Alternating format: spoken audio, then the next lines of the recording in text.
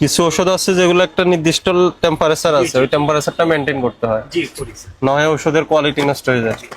জানেন তো ওটা না? জি তো ওটা কি মেনটেন করছেন? জি। কিভাবে করছেন? ওই যে ধ্যান স্যার কিনে দিয়ে রাখছি।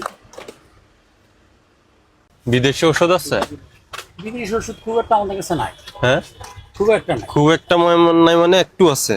দেখি কি কি আছে, একটু দেখি ওষুধগুলো। ঠিক আছে স্যার।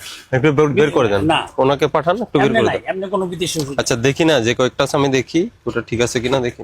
বিদেশি ওষুধ বলতে স্যার দুই একটা নাম যদি বলতেন তো বাড়িতে দেখাতে পারতাম। আমি তো নাম বলবো না, আপনি জানেন না আপনার ওখানে কি, আমি তো মুখস্থ করি নাই বিদেশি কি কি ওষুধ আছে।